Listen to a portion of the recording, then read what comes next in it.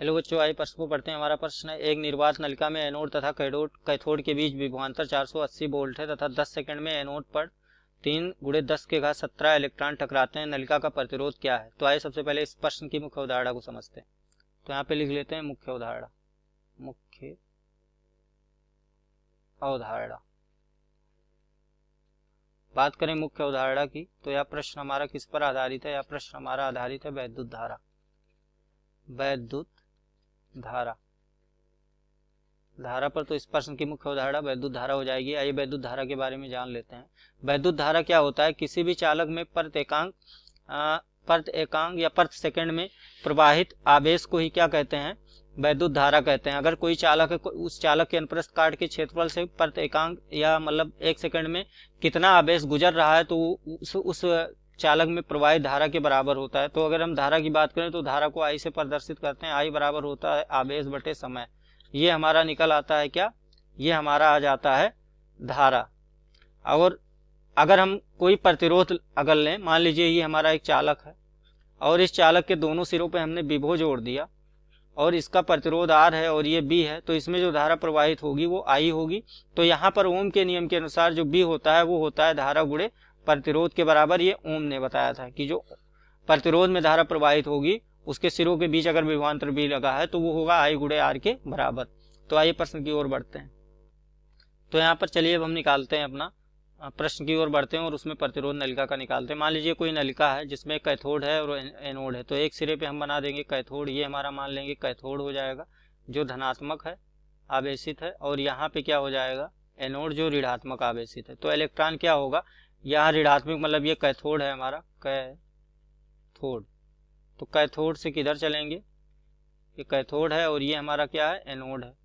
तो यहाँ एनोड की तरफ इलेक्ट्रॉन प्रवाहित होंगे। अब ये देख रहे हैं कि यहाँ पे क्या है? धनात्मक सिरा है और ये हमारा क्या है? ऋणात्मक सिरा है। तो इलेक्ट्रॉन कहाँ से कहाँ चलेंगे? ऋणात्मक सिरे से धनात्मक सिरे की ओर चलेंगे। और जब इलेक्ट्रॉन चलेंगे तो क्या होगा? इलेक्ट्रॉन चलते हैं तो उसके विपरीत दिशा में क्या होगा? इस दिशा में हमारा धारा प्रवाहित होगा। इलेक्ट्रॉन इधर चलेंगे, ये तो धारा क्या होगा? धारा जैसे ही मतलब इलेक्ट्रॉन चलेंगे तो धारा हमें मिलेगा। वो धारा किसके बराबर होता है? हम जानते हैं धारा बराबर क्या होता है? Q/T। Q/T, यहाँ पे Q क्या हो जाएगा? N × E। N क्या है? इलेक्ट्रॉनों की संख्या। E क्या है? एक इलेक्ट्रॉन पर आवेश बटे समय। तो यहाँ से अगर हम धारा निकालना चाहें तो धारा निकाल सकते हैं। तो धारा बराबर हमारा हो जाएगा N कितना है? इलेक्ट्रॉन की संख्या दिया है 3 × 10 के घात 17 और एक इलेक्ट्रॉन पर आवेश हमें मालूम है कितना होता है? 1.6 × 10 के घात -19 कूलाम। ये आ जाता है बटे समय। देखिए कितना ले रहा है? 10 सेकंड। तो यहाँ से 10 सेकंड हो जाएगा। अब अगर हम इसको काटेंगे तो यहाँ से देखिए 19 में से 17 जाएगा और 16 तियाँ कितना हो जाएगा? 48। तो ये हो जाएगा 4.8। नीचे कितना है? 10 है। और ऊपर देखिए अगर 19 में से 17 जाएगा तो क्या बचेगा? 10 के घात -2। तो कुल मिला के जो ये आएगा हमारा आई बराबर यहाँ से वो आ जाएगा 4.8 × 10 के घात -3 एम्पियर। ये निकल के आ जाता है हमारा क्या? धारा। तो यहां से हमने धारा निकाल लिया। अब हम क्या निकाल सकते हैं? प्रतिरोध निकाल सकते हैं नलिका का। तो यहां से अगर हम प्रतिरोध निकालना चाहें तो हम जानते हैं ओम के नियम के अनुसार B बराबर क्या होता है? I × R होता है। तो R बराबर क्या हो जाएगा? B/I।